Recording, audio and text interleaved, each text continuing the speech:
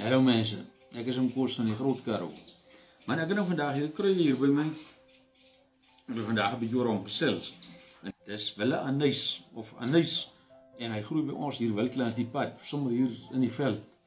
En nou met die wat ons laatst jaar zo bij erin gehad het, is hier sommer kwaai bij een van die goed. En die groeit nog redelijk hoog. Die anijs of wel anijs is eigenlijk maar diezelfde ding. Die wille anijs is net asof die smaak van sy sade baie meer intens is as die, noem dit nou maar as die mak ene. Nou klop van hulle, hierdie is nou al ryp. Sy sade, ons haal hulle so 'n bietjie af. Wat ons gebruik om anijsbeskuit mee te maak en kos mee te flavor is onder andere 'n deel van curry ook.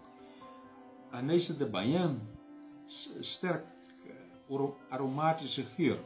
En as 'n mens hom nou by curry gooi daarmee hom, eintlik hier laaste by gooi daarmee hom, as jy hom bietjie warm maak en jy kan hom maal, dan kom sy smaak baie lekker deur. En dit is kry jy hierdie met heel wat gesondheidsvoordele. En terwyl dit nou hier so baie by ons langs die pad staan, hoekom sal ons nie sommer aan die goed oes nie? So ek sê, dis die anijsbeskuit. Hierso lyk die tak as hy groen is. So 'n takkie van hom. Hy het so 'n geel blommetjie, hy laat 'n mens baie aan 'n canola of wille mosterd dink, en dan so lyk sy blaar. So dille. Hy het 'n mens kan as jy hom so ruik, dan kom die anijs dan sommer kwaai deur.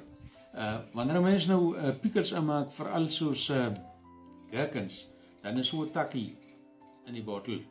Gee hom net daai ekstra smaak. So lyk hy nou as hy groen is. 'n Mens kan hom sommer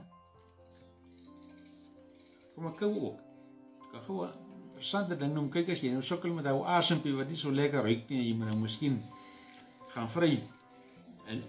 En jy stap so by die bos verby, net voor jy nou by die meisie kom dan. Ek kou jy so 'n bietjie, ek sê jou, daai aand het jy.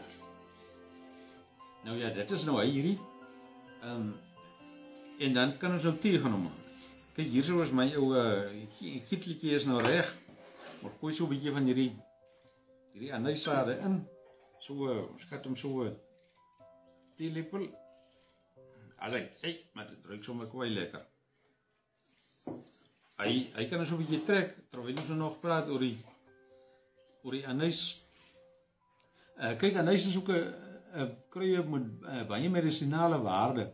Veral as hy ook nog magmoeilikheid het, soos winderigheid en hartlywigheid, en is die anijs baie goed daarvoor. Dan die dames wat nou maandeliks sukkel met hulle moeilikheidjie, daarvoor help die kruie ook baie. Anijs baie goed om bloedsuiker te stabiliseer. En self bloeddruk, met ander woorde, hy maak nie jou, as jy nou laag bloeddruk het, gaan nie jou bloeddruk baie hoog maak, en as jy hoog bloeddruk het, gaan jy nie baie laag bring nie, maar daar waar jou bloeddruk is, en stabiliseer. En dan help jy natuurlik baie vir inflammasie. Nou kyk, vroeger jare, ek onthou nog toe ek daar die tyd 'n babietjie was, ek weet nie of julle ook so lank terug kan onthou, maar ek kan onthou dat my ma vir my baie krampwater gekoop het, so baie goed, as 'n babietjie nou winderig is, en jy gee vir hom so 'n dop krampwater in, dan bring hy die winde af. Ek was so later so slim gewees, ek het sommer vir musiek gehou, net om 'n dop krampwater te kan kry. Ek weet nie of mense hom vandag nog kry nie, maar my teetjie kom lekker aan. As 'n ou nou snags in die aand gaan lê en jy sukkel 'n bietjie om te slaap, dan vir jou 'n glas anijsmelk. Ek sê, ek weet nie, ek was nou lanklaas in die winkel gewees, ek weet nie of mense op die krampwater kry nie.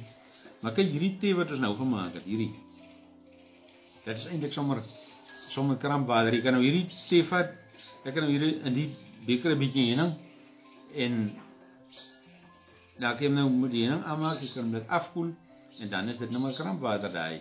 So, as jy nou sukkel met 'n kind met sulke moeilikheid, As dit die manier om dit te doen. So ek sê, hy was vir my so lekker geweest, ek het my sommer later siek gehou. Gou proe smaak met tee. Baie lekker. Kyk, anys daar maar smaak wat nie by iets anders kom nie. Nou maar dit is hy toets hom gerus.